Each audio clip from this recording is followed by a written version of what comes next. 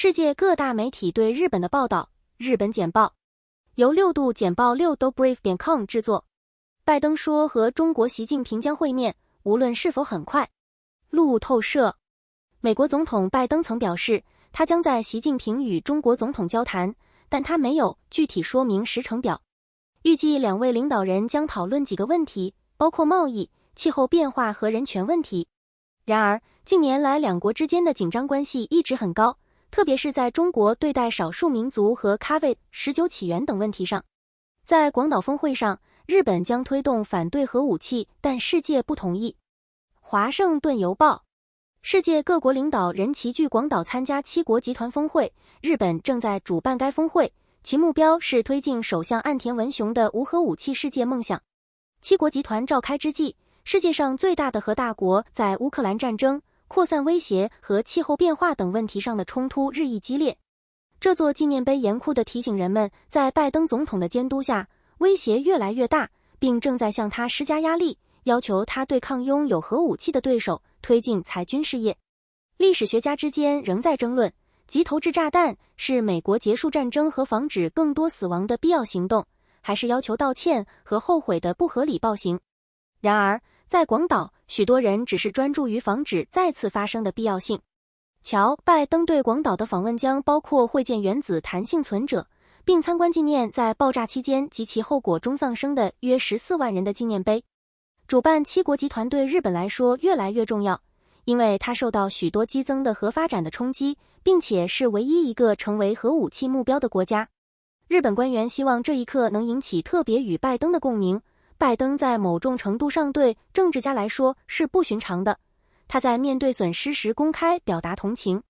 广岛知事汤崎英彦 Hachiko Yusuke 在接受采访时表示，访问广岛很重要，因为核威慑是非常理论性的，通常被视为存在于人们头脑中的东西。拜登前往日本参加七国集团峰会，称全球舞台上有工作要做。多伦多星报，美国总统拜登警告说，在华盛顿就联邦违约进行高风险谈判，以及对俄罗斯入侵乌克兰和中国在太平洋的自信的地缘政治担忧之际，全球舞台上有工作要做。尽管拜登承诺在出国旅行时与首都的谈判代表保持联系，但他的行程已经缩短。拜登在离开白宫前表示，他已经明确表示美国不是一个死气沉沉的国家，因为人们担心联邦违约不仅会引发深度衰退，还可能削弱其在国际舞台上的地位。对拜登来说，国内危机使海外外交复杂化。纽约时报，美国总统拜登将出席在广岛举行的七国集团 G7 峰会，届时他将讨论稳定世界经济的方法。然而，华盛顿潜在的联邦债务违约可能会构成威胁。拜登不能单枪匹马地确保这种情况不会发生，而是需要共和党同行的支援。如果没有解决方案，拜登可能不得不缩短访问时间以应对危机，这将留下一个中国可以利用的权力真空。据《纽约时报》报道，美国领导地位无能为力的最新表现可能是迄今为止最严重的一次，因为它可能会让外国观察家有理由质疑美国维持其全球领导地位的能力。自从唐纳德·特朗普总统威胁要破坏长期联盟并破坏国内的民主规范和经济惯例以来，这个问题就一直突出。岸田的非洲外交官，日本首相岸田文雄最近访问非洲，会见埃及、加纳、肯亚和莫桑比克的领导人，被视为关注即将举行的七国集团广岛峰会的重要一步，因为非洲是大多数全球南方国家的所在地。旨在加强与受俄罗斯和中国侵略影响地区的关系的一系列讨论突出了联合国改革中的几个问题，解决极端主义团体的影响，并重点关注经济增长，